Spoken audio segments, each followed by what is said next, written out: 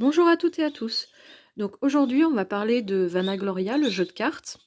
Vanagloria, c'est quoi? Concrètement, c'est un jeu de deck building pour débutants ou confirmés dès 14 ans.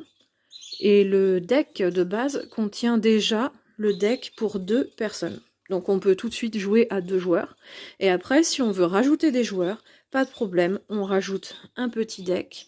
Et du coup, on a 1 à 2 joueurs de plus par paquet. Donc on va avoir 2 types de cartes dans ce jeu. On va avoir les cartes de points, qui sont là, qui vont être de 1 à 5. Et on va avoir après les cartes de jeu, donc qui sont là. Là, on a une situation de départ de jeu, en enlevant les points là, bien sûr. On a une situation de départ de jeu, avec les cartes de chaque joueur, avec les blocs personnels de départ de chaque joueur, les objectifs personnels, les objectifs communs au milieu, et ensuite, on va voir notre sorcier d'installer de chaque côté, avec 2 cartes déjà positionnées, qui seront des actions que je vais vous expliquer petit à petit. Ici, on a les cartes spéciales, donc je vais vous les expliquer aussi petit à petit, sachant que sur une partie à 2, on enlève automatiquement un bouclier chacun. Après, sur une partie au-dessus de 2 personnes, donc à partir de 3 personnes, on rajoute ces boucliers-là. Voilà. Donc nous, sorciers, pour gagner des points, qui sont là dans l'objectif commun et les objectifs personnels, vont devoir partir au combat. Donc comment on part au combat? On va avoir des cartes sorciers, qui vont être juste ici, qui vont avoir des niveaux de vie. Donc on commence toujours une partie par un niveau 0, qu'on symbolise en mettant la carte vers le haut. Vanagloria, c'est donc un jeu qui, pour 2 personnes, durera 30 à 40 minutes respectivement. Et la difficulté du jeu va se faire en fonction de votre développement de jeu, sachant qu'il n'y a pas de côté inégaux au niveau du deck, parce qu'avec les 50 cartes du jeu, on a les 20 cartes de points comme je vous disais, et après chacun a 15 cartes dans son deck, donc qui vont être des cartes différentes que je vais vous expliquer. Et on a tous un deck de départ similaire, donc on n'a pas le côté un peu des fois casse-pied de se dire bon bah si l'autre il a un deck plus fort ça sert à rien que je joue parce que je vais me faire laminer. Donc pour ça c'est assez sympa parce qu'on peut vraiment faire des stratégies très différentes à partir d'un jeu de base, que ce soit du jeu très très simple, vous pouvez jouer avec des débutants, ou alors des plus experts, vous pouvez vraiment développer des stratégies plus ou moins difficiles selon votre niveau et le niveau de votre adversaire, et ça c'est quelque chose de plutôt assez sympa. On va donc commencer par les cartes sorciers. Donc chaque sorcier de l'ombre aura sa carte installée au niveau de la table de jeu. On peut voir sur la carte sorcier qui a un niveau 0, 50 et 100. Ça correspond au niveau de concentration du sorcier. Et ça va vous servir pour attaquer, pour gagner des points de source, pour vous défendre, pour à peu près tout en fait. Si vous avez le sorcier qui a une certaine concentration, il aura plus de possibilités d'action que bien sûr s'il reste à 0. Donc en début de partie, les cartes sorciers, elles vont rester à 0%, donc on les met vers le haut. Au fur et à mesure qu'on va concentrer l'énergie du sorcier, je vais vous expliquer comment, on mettra par exemple 50 avec une concentration et 100 avec une autre concentration. On a donc dans les cartes à jouer, là la carte duplication, c'est-à-dire comme son nom l'indique, ça va être une carte qui va nous permettre de dupliquer des sorciers. Donc quand on va dupliquer des sorciers, on va poser notre carte qui va nous permettre de mettre un nouveau sorcier, sachant que chaque nouveau sorcier qui entre avec un niveau 0 de concentration et ne peut pas être attaqué au tour où il arrive. Les cartes concentration, ou focus en anglais, mais c'est la même chose, c'est les focus sans les concentrations, vont vous permettre justement de les mettre sur les sorciers et de faire augmenter le niveau de votre sorcier de 50 à chaque fois. Si j'en mets une, ça fera 50, si j'en mets deux, ça fera 100, sachant que le niveau maximal de chaque sorcier est à 100 et ne peut pas aller plus haut. La Summon's Word, ou la carte d'invocation, permet justement de trouver une carte épée magique qu'on va mettre sous le sorcier pour rappeler que le sorcier est armé et que quand on ajoutera une carte attaque, le sorcier pourra attaquer parce qu'il aura invoqué justement son épée magique.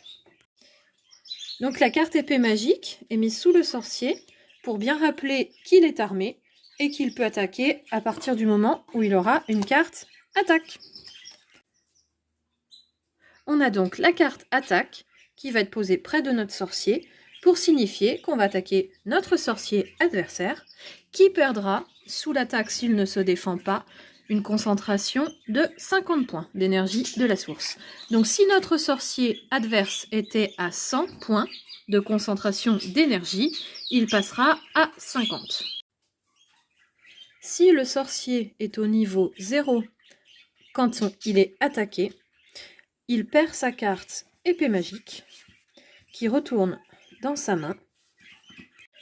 Si le sorcier n'a plus sa carte épée magique et qu'il est quand même au niveau 0, il va revenir dans la main du joueur et les cartes qui sont déjà posées, les actions qui étaient prévues, se joueront quand même quoi qu'il arrive. Les cartes actions qui ont déjà été révélées lors de l'attaque qui est subie continueront à être utilisées lors du tour. Celles qui n'ont pas été révélées ne pourront pas être utilisées jusqu'à la fin du tour. On arrive donc aux cartes shield, qui sont les cartes boucliers, qui peuvent être utilisées de deux façons possibles. La carte bouclier peut être utilisée de deux façons. Soit en face cachée, c'est-à-dire qu'elle me servira si je me fais attaquer, ou je peux décider de la révéler. Elle est donc là, et personne ne peut m'attaquer ni pour me faire enlever mon épée magique si je suis à 0, ou faire baisser ma concentration de sorcier, ou partir mon sorcier si je suis à 0. Si la carte est retournée, qu'elle n'est pas révélée et que je me fais attaquer, pendant le tour, je peux très bien répliquer et me défendre avec mon bouclier pour ne pas perdre soit l'épée magique, soit mon sorcier si je suis à 0. Il nous reste donc la carte épée magique, qui automatiquement, comme vous vous en doutiez, sert pour les attaques. On la met, comme je vous le disais au début, en pense-bête pour rappeler que le sorcier est armé et qu'il peut attaquer avec une carte attaque dès que c'est son tour de jouer. Donc, l'installation du jeu se passe comme ça. Vous avez le cas des cartes de paquets d'objectifs communs. On a chacun ses cartes d'objectifs personnels. Et on a chacun son sorcier en début de jeu, sa pioche de cartes et ses cartes en jeu. On pose à chaque tour 2 cartes. Donc avec les cartes actions, comme je vous disais, on peut mettre vraiment ce qu'on veut, essayer de développer, faire des techniques vraiment très différentes. Que ce soit de 2 joueurs ou plus de joueurs, on a tous les mêmes cartes en commun. C'est-à-dire qu'on a tous 3 sorciers, on a tous une carte duplication, on a tous 3 cartes concentration, on a tous une carte épée d'invocation, on a tous 2 cartes d'attaque, on a tous 3 cartes épée magique, qui correspond aux 3 sorciers qu'on peut avoir en jeu. Quand on les invoque, on peut avoir 3 sorciers maximum en jeu, en même temps, pas plus, 3 sorciers. Et par contre, la seule différence, c'est qu'à 2 joueurs, on ne va avoir qu'un seul bouclier. Donc à 2 joueurs, oups, pardon, c'est pas la bonne. À 2 joueurs, on n'aura qu'un bouclier. À partir de 3 joueurs, on aura 2 boucliers. Donc pour l'installation du jeu, ça reste assez basique. On va se prendre 5 cartes de points mélangées de façon aléatoire dans l'objectif personnel de chaque côté.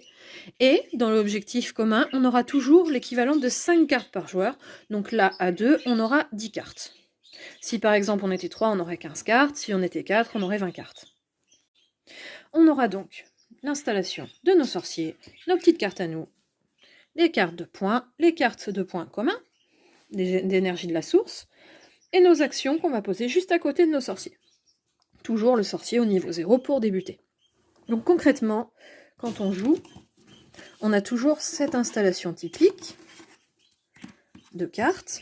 Vous voyez, on a chacun sa pioche, on a chacun son sorcier de départ, ses 2 cartes d'action, les objectifs personnels, les objectifs communs. Pour débuter le jeu, on va choisir le premier joueur, peu importe, vous pouvez faire commencer le plus jeune, le plus novice, le plus fort, enfin bref, comme vous voulez, c'est celui qui commence, et après, on tourne dans le sens des aiguilles d'une montre. Comme ça, c'est plus simple pour les tours de jeu de savoir où on en est rendu. Pour débuter le jeu, on va désigner le premier joueur.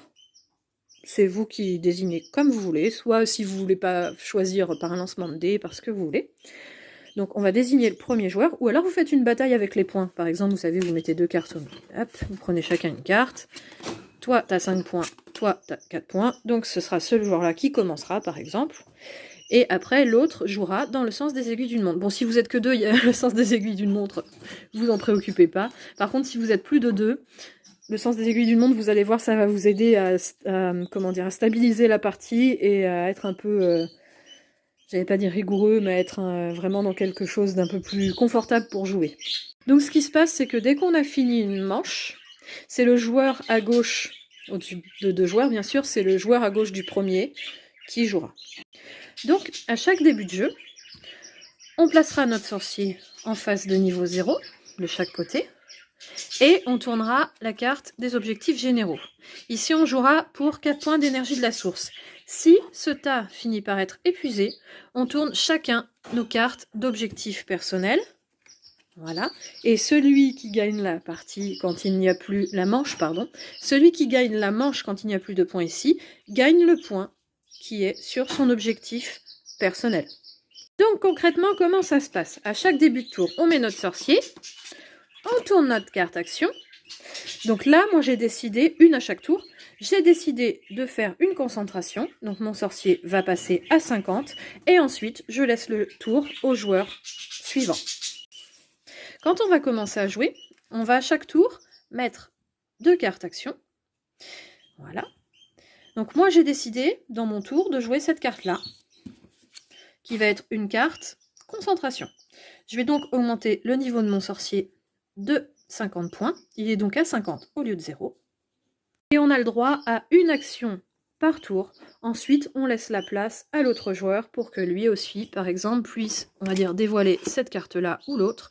Lui aussi fait une concentration, donc il monterait aussi à 50. Et bien sûr, vous avez une action par sorcier.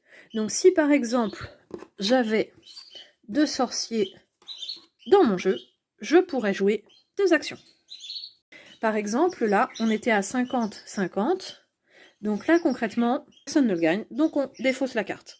À savoir que dès qu'on a fini une manche, qu'on a gagné un point, les points d'énergie de la source, tous les sorciers, je dis bien tous ceux qui sont en jeu, repassent au niveau 0. Donc il faudra refaire des concentrations pour pouvoir monter leur niveau et après espérer gagner des points. On reprend aussi les cartes qui étaient sur le terrain.